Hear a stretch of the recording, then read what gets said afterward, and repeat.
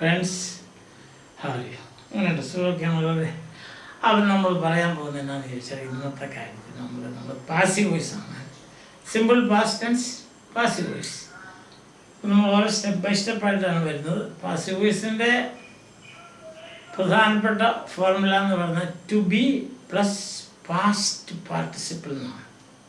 അല്ലെങ്കിൽ നമ്മൾ വെർബിൻ്റെ മൂന്നാമത്തെ രൂപം V3 എന്നാണ് അത് പറയുന്നത്. ചില പുസ്തകങ്ങളിലൊക്കെ കാണാം V3 പാസ്റ്റ് പാർട്ടിസിപ്പിൾ.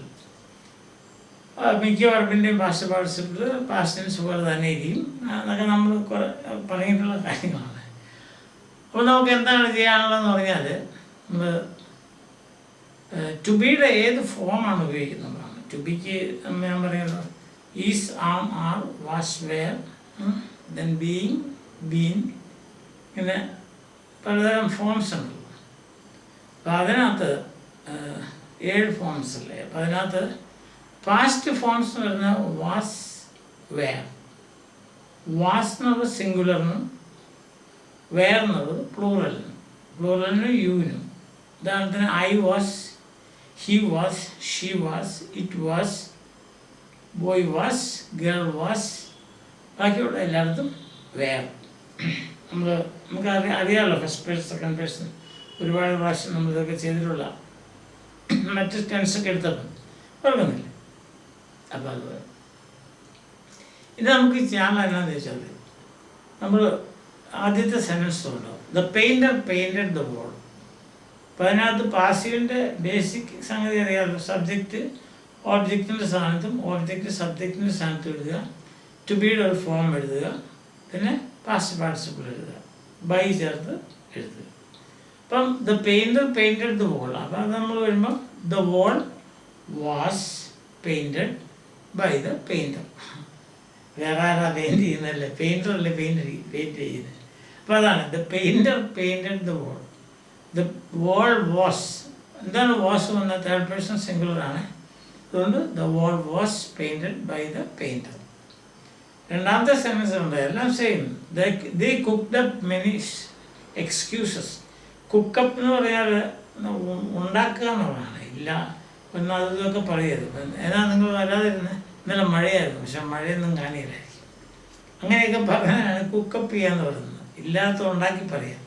അപ്പോൾ ഇതിനകത്ത് ഇപ്പോൾ നമ്മൾ ദേ എന്നുള്ള സബ്ജക്റ്റാണ്, കുക്ക്ഡ് അപ്പ് എന്നുള്ളതാണ് വെർബ്, മെനി എക്സ്ക്യൂസസ് എന്നുള്ളതാണ് ഓബ്ജക്റ്റ്. അപ്പോൾ ഓബ്ജക്റ്റ് സബ്ജക്റ്റിൻ്റെ സ്ഥാനത്ത് എഴുതുക, മെനി എക്സ്ക്യൂസസ് പ്ലൂറൽ ആയതുകൊണ്ട് were cooked up by them എഴുതിയിട്ടുണ്ട്. മൂന്നാമത്തത് ദേ പ്രൊപ്പോസ്ഡ് മെനി പ്ലാൻസ്.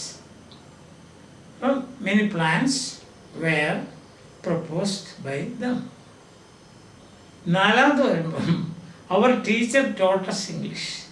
അവിടെ നമുക്കിവിടെ കാണാൻ എഴുതിയിരിക്കുന്ന 2 ഓബ്ജക്റ്റ് ഉണ്ടായിരുന്നു ആ സെൻറ്റൻസിൽ. ഒരു ഓബ്ജക്റ്റ് അസ്, രണ്ടാമത്തെ ഓബ്ജക്റ്റാണ് ഇംഗ്ലീഷ്. ഇങ്ങനെ 2 ഓബ്ജക്റ്റ് വരുമ്പം സാധാരണ പ്രിഫർ ചെയ്യുന്നത് പേഴ്സണൽ ഓബ്ജക്റ്റിനെ പാസീവിൻ്റെ സബ്ജക്റ്റ് ആക്കുക. ഇവിടെ പേഴ്സണൽ ഓബ്ജക്റ്റ് എന്ന് പറഞ്ഞാൽ അസാണ്. അപ്പം അത് വി ആവും. So we were taught English. We were taught English. അപ്പം ആ രണ്ടാമത്തെ ഓബ്ജക്റ്റ് വെർബിന് ശേഷം എഴുതുക. We were taught English by our teacher.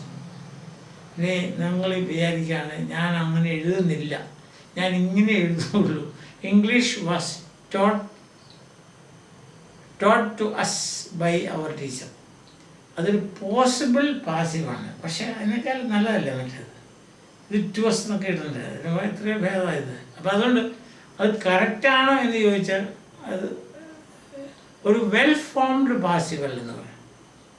തെറ്റാന്ന് ഞാൻ പറയുന്നില്ല, not a well formed passive. Well formed ആണെങ്കിൽ പേഴ്സണൽ ഓബ്ജക്റ്റ് എടുത്ത് സബ്ജക്റ്റിൻ്റെ സ്ഥാനത്ത് എഴുതുക. അപ്പം we were taught English by our teacher. അഞ്ചാമത്തെ സെൻറ്റൻസ് ഉണ്ട്, my mother gave me a book. അവിടെ 2 ഓബ്ജക്റ്റാണ് അവിടെയും. ഒന്ന് മീ, അത് പേഴ്സണൽ ഓബ്ജക്റ്റാണ്. എ ബുക്ക് പേഴ്സണൽ അല്ലല്ലോ, ഒരു സാധനമല്ലേ. അപ്പോൾ അങ്ങനെ വരുമ്പോൾ I was given a book by my mother. ഇനി ഞാൻ ആ ലാസ്റ്റ് സെൻറ്റൻസ് എഴുതിക്കുന്നത് പോസിബിളായിട്ട് a book was given to me by my mother എന്ന് പറഞ്ഞാലും ഞാൻ മുമ്പേ പറഞ്ഞ പോലെ അതൊരു വെൽ ഫോംഡ് പാസീവ്.